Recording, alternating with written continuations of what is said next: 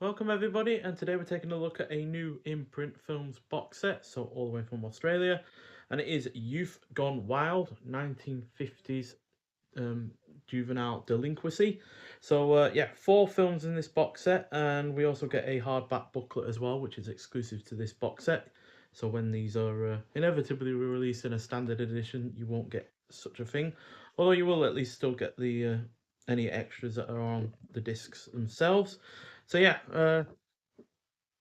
that's like I imagine a culmination of the films in terms of certain elements of the artwork.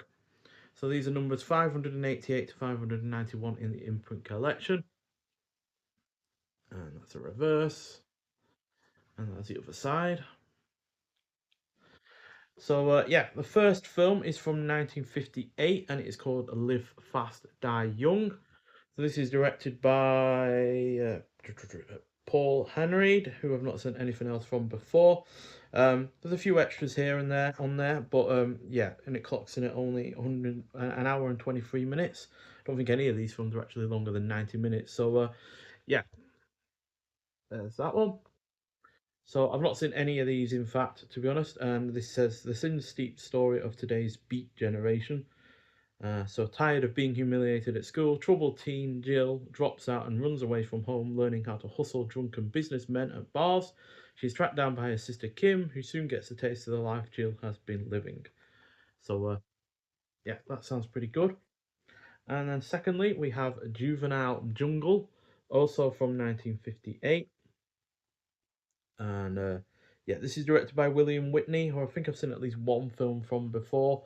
Um, so yeah, trying to make a quick buck, a gang of delinquents plan a kidnapping. Unfortunately, one of the kidnappers soon falls for their victim, which puts the plan in jeopardy. So that's only an hour 9, that one, so that's even shorter. Um, but again, there are extras on there on the disc itself, which we'll get into when we review each of these films separately. So yeah, it doesn't look like it's going to take a huge amount of time to get through any of these. And then the third film is also directed by William Whitney, so we get a couple of films from him.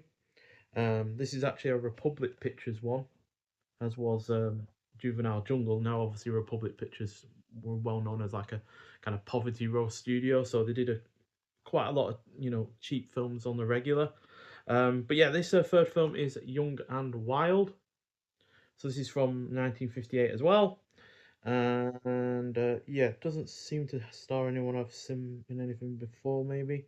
But yeah, this is also an hour 9, and yeah, the ride began one wild night when a bunch of young hoodlums, hot for fast thrills, stole a souped-up hardtop and lashed out on a rain of violence that terrorized the town. Yeah, that sounds actually like it's going to be a bit more of an action-orientated effort. And then last but not least, we have from 1955, Teenage Crime Wave. So obviously the word teenage or teenager was obviously relatively new in the 50s. So yeah, it's no surprise that eventually there would be films that would include that word. So yeah, when an innocent bystander is falsely convicted of being an accessory to a robbery, she ends up being taken along for a ride with the gang when they are broken out of prison. How far will she go when an innocent family is taken hostage in their escape to freedom? So that's directed by Fred F. Sears. Now, the majority of films that I've seen from him, I think I've seen 5 of 50 sci-fi films like Earth versus the Flying Saucers and The Day That the World Exploded. This is an hour 16 though, so it's not as short as the previous 2. But there are no extras on this one, unfortunately, so that's a bit of a shame. But yeah, what isn't a shame though is the fact that all 4 of these are worldwide firsts on Blu-ray. So that alone is well worth buying this for, because yeah, at the end of the day, that getting films that have never been given a physical release before on Blu-ray, might not even had a DVD or even a VHS, is commendable, and it's something that I'm really, really pleased to see. Imprint is continuing. They regularly release films that have never been given a Blu-ray release before, but I think this is one of the first box sets that they've done where every film is a worldwide first. Usually, at least 1 or 2 are films that have been released elsewhere. And like I said, we also get a hardback booklet with this release as well. So inside, you get shots from the film, as well as Wild in the Streets, The Origins of America's 1950s Juvenile Delinquent Cinema by Andrew Nate. So, yeah, obviously talks about how in the 1950s, things were radically changing in America for the youth, and yeah, they were getting more buying power. The economy was on the up. They were increasingly less reliant on their parents and authority figures, and yeah, that kind of rebellion would obviously find its way into films. You know, more well known with like Rebel Without a Cause and such, and the Wild Ones. So yeah, but there are also shots from the films in here as well, but no idea which ones these are from because I've not seen any of these before.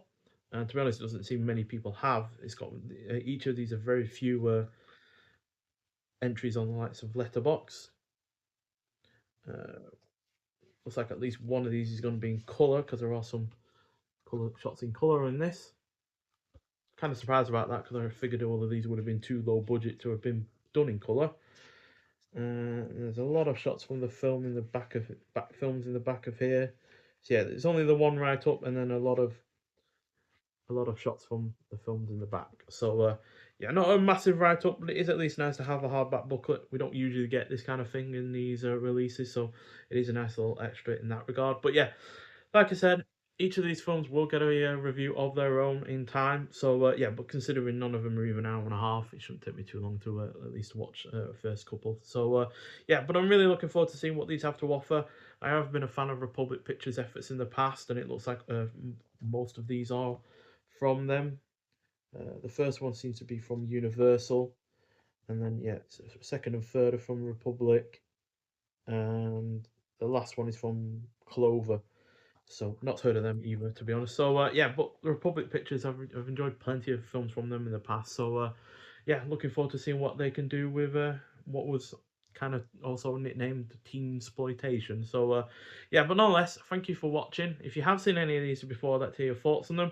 But nonetheless, thank you for watching, and I'll see you in the next one. Bye.